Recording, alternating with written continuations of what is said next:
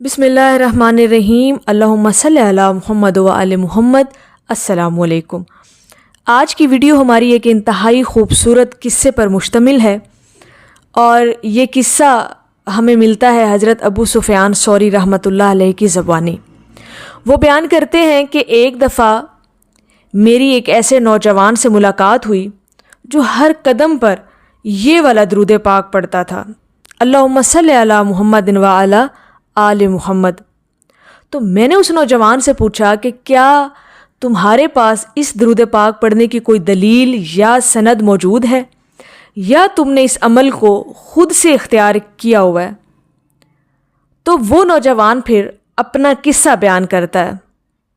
وہ کہتا ہے کہ ایک دفعہ میں حج پر گیا اور میرے ساتھ میری والدہ بھی تشریف لے کر گئیں۔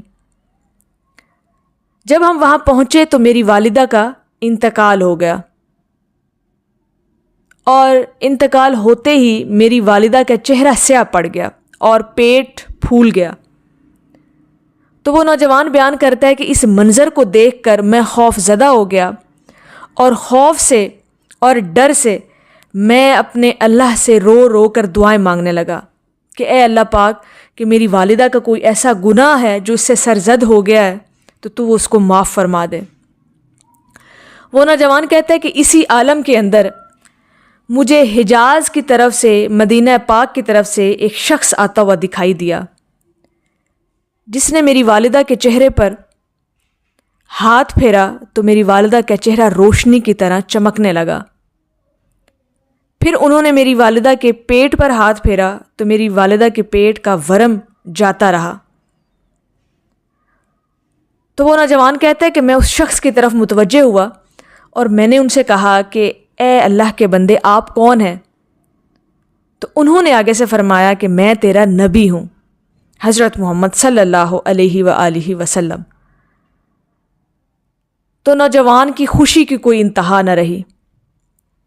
وہ کہتا ہے کہ میں نے حضور علیہ الصلاۃ والسلام سے کہا کہ یا رسول اللہ، مجھے کوئی وصیت فرمائیے، کوئی عمل بتائیے جو کہ میں کروں۔ تو آپ صلی اللہ علیہ وآلہ وسلم نے فرمایا کہ اے نوجوان، جب تو قدم رکھے یا تو اٹھائے تو یہ والا درود پاک تو پڑھا کر، اللہم صلی علی محمد و علی آل محمد۔ تو وہ نوجوان کہتا ہے کہ اس دن سے لے کر آج تک میں ہر قدم پر یہی والا درود پاک پڑھتا ہوں، اور اس درود پاک کی برکت اور رحمت سے میری والدہ کی موت آسان ہو گئی، اور اللہ پاک نے میری والدہ پر رحم کیا اور اسے بخش دیا۔ تو ہمیں اس قصے سے جو ہمیں سبق ملتا ہے وہ یہ کہ اللہ پاک اپنے نبی پر بھیجے ہوئے درود پاک کی اس قدر رحمتیں اور برکتیں اپنے بندے پر نازل فرماتا ہے کہ انسان کی وہاں تک سوچ اور گمان بھی نہیں ہے۔ تو میری اللہ رب العزت کی بارگاہ میں یہی دعا ہے کہ اللہ پاک اس نوجوان کی طرح، جیسے اس نوجوان کو اللہ پاک نے استقامت دی درود پاک پڑھنے کی، اور ہر قدم کے ساتھ اور کثرت کے ساتھ پڑھنے کی توفیق عطا کی، اللہ پاک ہمیں بھی اپنے نبی علیہ الصلاۃ والسلام پر ہر وقت اور ہر سانس کے ساتھ کثرت کے ساتھ درود پاک پڑھنے کی توفیق عطا فرمائے۔ آمین یا رب العالمین۔ السلام علیکم ورحمۃ اللہ وبرکاتہ۔